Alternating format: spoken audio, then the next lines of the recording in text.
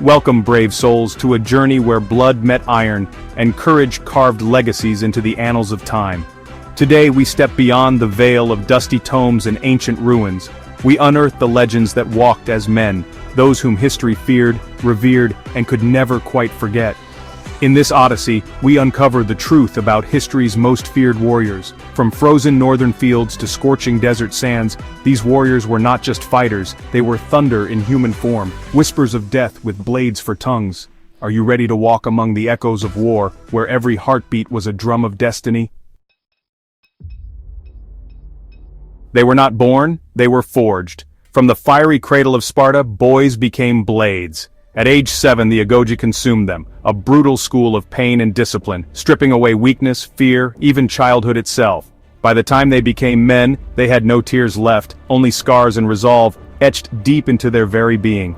The Spartan phalanx was a wall of flesh and bronze, impenetrable, unshakable.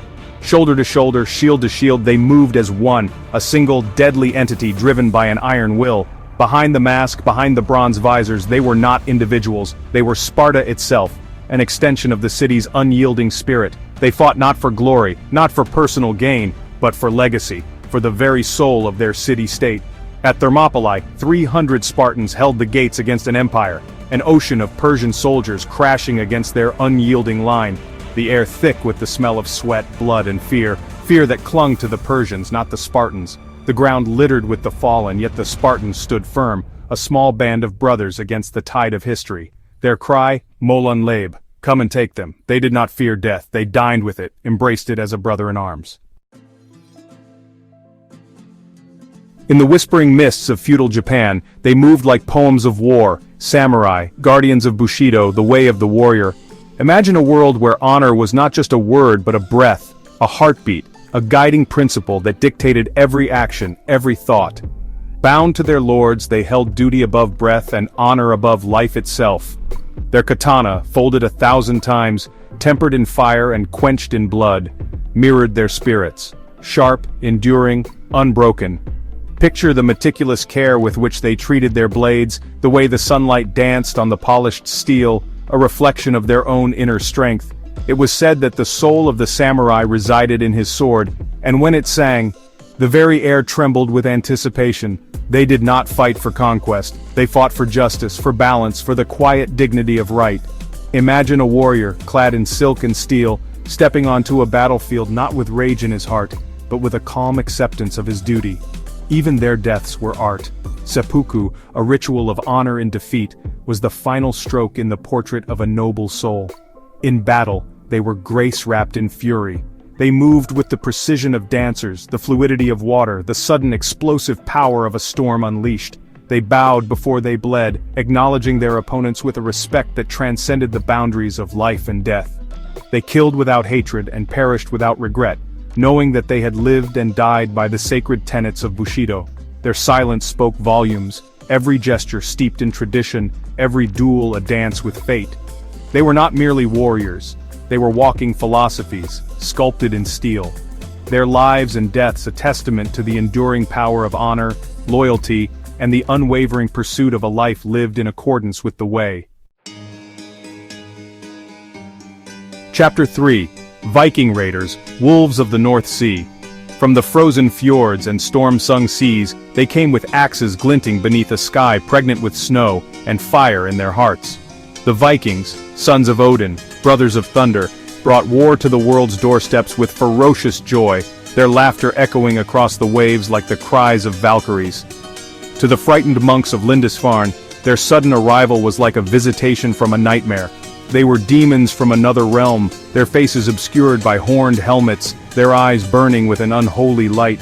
The peaceful monastery, a sanctuary of learning and faith, was shattered by their fury, its treasures plundered, its grounds stained with the blood of the devout. But to their kin, they were explorers, poets, and fearless traders, their longships laden with treasures from distant lands. In battle, they were monsters with blood on their beards and saga in their eyes. Imagine the thunderous crash of their longships against the shore, the ground trembling beneath their feet as they surged forward, a tide of iron and fury. They feared not death, for Valhalla awaited, a hall where heroes feasted forever in the company of gods. Steel met skull, and stories were born. Every scar told a tale, every victory a song sung by bards for generations to come. They did not conquer land, they conquered the imagination, and time could never tame them.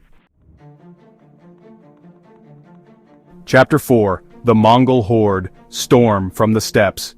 Beneath the endless blue sky of the steppe, where the wind howled like a hungry wolf and the grass stretched as far as the eye could see, thunder rose, not from the heavens but from hooves. The Mongol horde came like a plague with purpose, their banners snapping in the wind like the wings of a giant predatory bird. They were a force of nature unleashed, a whirlwind of destruction that swept across the known world, leaving chaos and conquest in its wake. Imagine, if you will, a vast sea of horsemen, their faces weathered by wind and sun, their eyes burning with an unquenchable thirst for conquest. They moved with the wind, faster than thought, their arrows darkening the sky like a swarm of locusts. Archers on horseback, they were masters of the saddle, born and bred for war. They struck with precision from 1,000 paces, their arrows finding their marks with deadly accuracy, then vanished like smoke, leaving behind them a trail of shattered armies and broken empires. Their tactics? Ruthless. They were masters of psychological warfare, their reputation preceding them like a shiver down the spines of their enemies. They used terror as a weapon, sowing fear and discord among their foes, turning brother against brother, city against city. Their unity? Absolute. Forged in the crucible of hardship. Bound by loyalty to their Khan and to one another, they were an unstoppable force. Their message? Obey or perish. A simple choice, delivered with brutal efficiency. Cities fell like autumn leaves. Walls crumbled before the invisible arrows of their fury, unable to withstand the relentless onslaught of the Mongol war machine. They didn't just conquer, they reshaped the earth, leaving an indelible mark on the course of human history. Chapter 5: The Zulu Impi Thunder of the South. From the heart of Africa, where the sun beat down with relentless fury and the land itself seemed to vibrate with a primal energy, rose a storm with a rhythm and roar unlike anything the world had ever seen, the Zulu Impi. Under the shadow of Shaka Zulu, a leader of unparalleled military genius, young men became warriors of precision and pride. He was a visionary, a reformer, a warrior king who transformed his people into an unstoppable fighting force. Gone were the old ways, the haphazard skirmishes of the past. In came the horns of the buffalo formation, a brilliant tactical maneuver. They moved with the fluidity of a single organism, their attacks as coordinated and deadly as the strike of a cobra. Imagine the ground trembling beneath their feet as they advanced, their war chants echoing across the savannah. Barefoot, their bodies adorned with the skins of leopards and lions, they were warriors in tune with the rhythms of the land. With short stabbing spears called ikawa and cowhide shields, they rewrote the dance of death. Each thrust of the spear, each block of the shield, was imbued with a lifetime of training, a lifetime of discipline. Shaka drilled his warriors relentlessly, instilling in them an iron discipline that bordered on the fanatical. Shaka was their storm. He was the driving force behind their rise to power, the architect of their victories. They fought not just for territory, but for their very identity, for the preservation of their way of life. They charged not only into enemy lines, but into legend. These were not mere fighters. They were fires, burning in the night of history, lighting the path for future generations. We call them warriors, but they were more. They were the embodiment of their people's hopes, fears, and pride. Their stories aren't just in books, they're in our blood. When we face adversity, their spirit rises within us.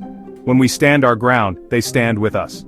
History's most feared warriors were not forged in hate, but in purpose. Not driven by conquest, but by code. They fought for something greater than themselves, something worth dying for.